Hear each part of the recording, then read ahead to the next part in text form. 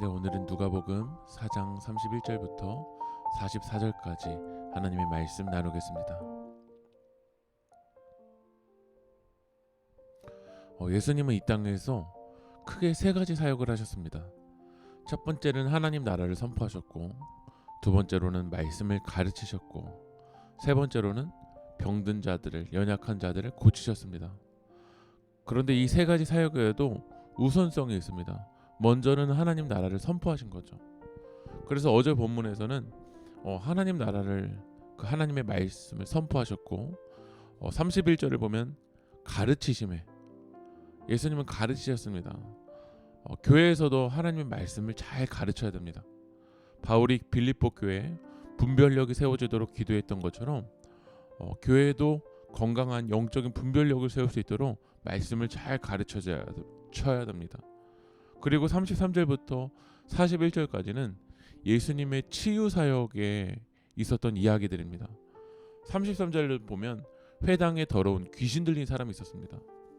근데 그 회당에 더러운 귀신 들린 사람이 뭐라고 하냐면 34절을 읽어보겠습니다. 아, 나사렛 예수여, 우리가 당신과 무슨 상관이 있나이까? 우리를 멸하러 왔나이까? 나는 당신이 누구인 줄 아노니 하나님의 거룩한 자니이다.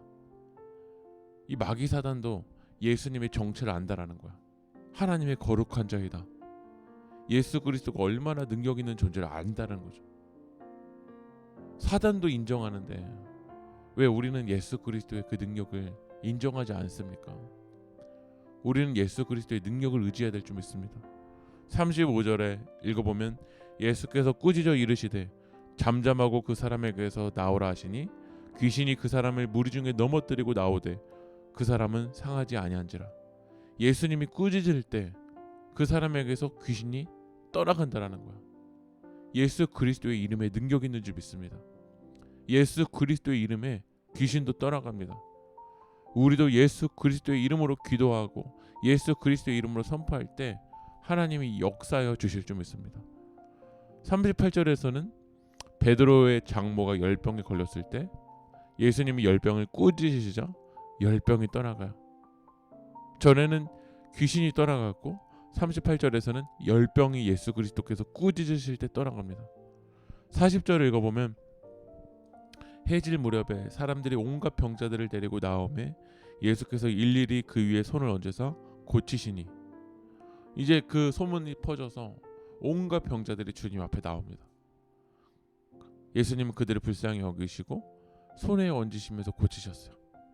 오늘도 여러분들의 연약한 부분을 예수 그리스도의 따스한 손길로 어루만져 주실 때 치유되고 회복되는 역사가 일어날 줄 믿습니다.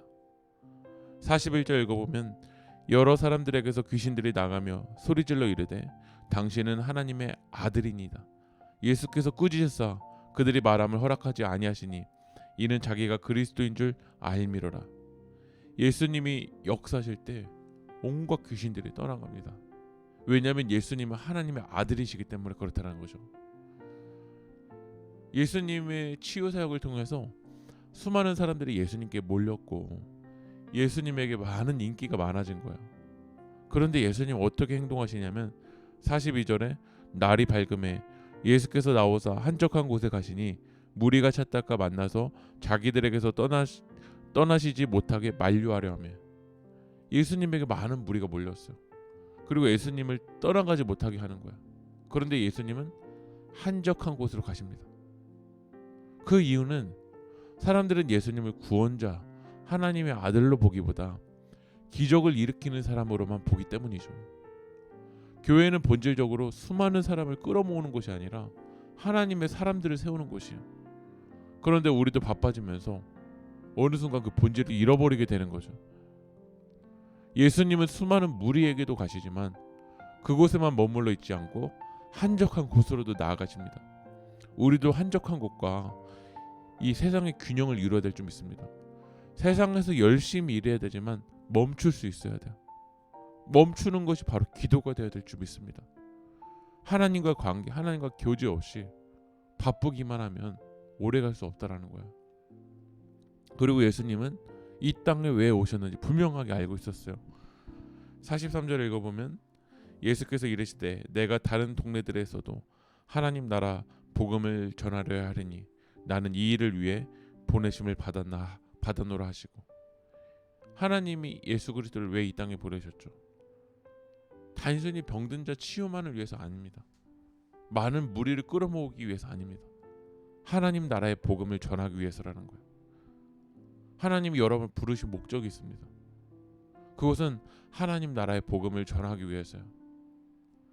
예수님 그 사명을 잃어버리지 아니하고 많은 무리들이 몰려들었지만 그 균형을 이루며 나가셨던 것처럼 여러분의 삶도 세상과 하나님과의 그 교제의 균형을 이루고 하나님이 여러분을 부르신 목적이 무엇인지 바로 세워서 믿음으로 승리하는 여러분들이 되길 소망합니다.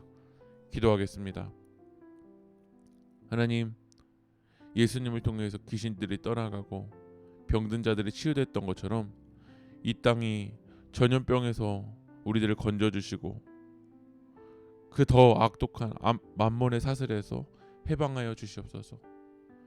하나님이 우리를 왜 부르셨는지 오늘 말씀을 통해서 깨닫게 하여 주시옵시고 하나님 나라의 복음에 참여하고 복음을 전하는 자가 될 수 있도록 인도하여 주시옵소서. 예수님의 이름으로 기도합니다. 아멘.